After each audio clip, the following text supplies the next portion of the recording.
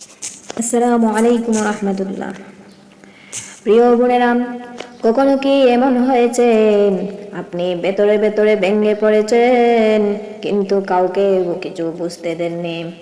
হাসি মুখে সবার সাথে কথা বলেছেন কিন্তু রাত হলেই বালিশ ভিজে গেছে চোখের পানিতে। একজন সাহেব সব সময় বলতেন, দুনিয়াকে এমন ভাবে তৈরি করা হয়েছে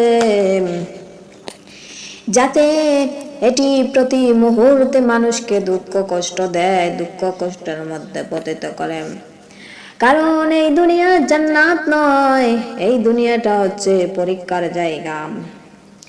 আল্লাহ রাব্বুল আলামিন কোরআনে কারিমের মধ্যে বলে দিয়েছেন, সূরা বাকারার মধ্যে বলে দিয়েছেন, ওয়াবাশশিরিস সাবিরিন, আর ধৈর্যশীলদের জন্য সুসংবাদ দিন।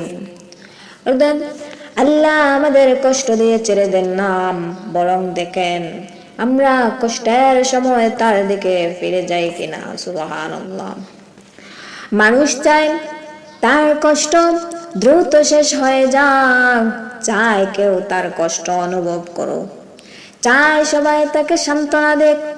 কিন্তু প্রিয় মা বোনেরা আমার, বিশ্বাস করুন, আপনার হৃদয়ের কষ্ট আপনি যতটা বুঝেন পৃথিবীর আর কেউ এভাবে বুঝবে না।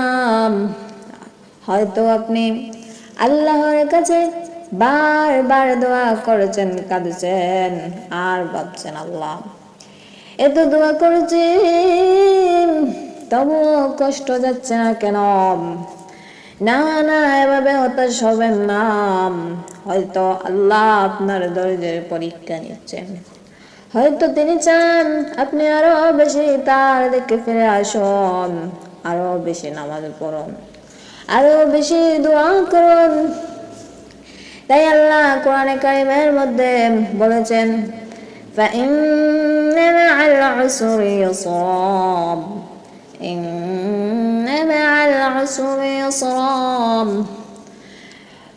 নিশ্চয় কষ্টের সাথেই রয়েছে স্বস্তি, নিশ্চয় কষ্টের সাথেই রয়েছে স্বস্তি। অর্থাৎ আজকের কষ্ট চিরদিন হয়ে থাকবে না। অন্ধকার রাতের পর যেমন সকাল আসে, তেমনি সবরের পরও শান্তি আসে। আল্লাহর নবী বিশ্ব নবী রাহমাতুল লিল আলামিন বলেছেন, আল্লাহ যখন কোন বান্দাকে ভালোবাসেন তখন তাকে পরীক্ষায় ফেলেন।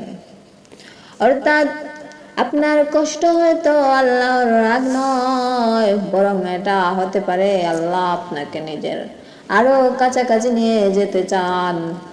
সূরা বাকারার মধ্যে আল্লাহ রাব্বুল আলামিন বলে দিয়েছেন, লা ইউকাল্লিফুল্লাহু নাফসান ইল্লা উসআহা।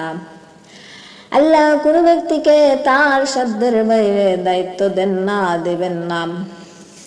অর্থাৎ আজ যে কষ্ট আপনার কাছে অসহনীয় মনে হচ্ছে, আল্লাহ রাব্বুল আলামিন তা জানেন, আপনি এটা সহ্য করার শক্তি রাখেন। প্রিয় মা বোনেরা, গতি নেই, হারাবারও কিছু নেই, দুনিয়ার জীবন খুবই সংক্ষিপ্ত। দুনিয়াটা বড়ই সংক্ষিপ্ত, এই দুনিয়া ছেড়ে একদিন চলে যেতে হবে। আজ যারা আপনাকে কষ্ট দিয়েছে, প্রতারণা করেছে, অবহেলা করেছে, জুলুম করেছে, জেনে রাখুন আল্লাহ সব কিছু দেখছেন। ওয়ালা তাহসাবান্নাল্লাহু গাফিলান আম্মা ইয়ামালুল যালিমুন। জালিমরা যা করে আল্লাহ সে সম্পর্কে কখনো গাফিল নন। সূরা ইব্রাহিম 42 নম্বর আয়াতে বলেছেন। অর্থাৎ যারা অন্যায় করেছে তাদের বিচার অবশ্যই হবে, দুনিয়ায় অথবা আখিরাতে। তাই প্রতিশোধ নয়, সবর করুন, নিজেকে আল্লাহর কাছে সঁপে দিন, এক আল্লাহর উপর ভরসা করতে শিখুন। ইন্নাল্লাহা মা'আস সাবিরিন, নিশ্চয় আল্লাহ রাব্বুল আলামিন ধৈর্যশীলদের সাথে আছেন। তাই প্রিয় মা বোনেরা, মানুষের কাছে নয়, আল্লাহর কাছেই কান্না করুন, আল্লাহর কাছেই বলুন, আল্লাহ সব সমস্যা সমাধান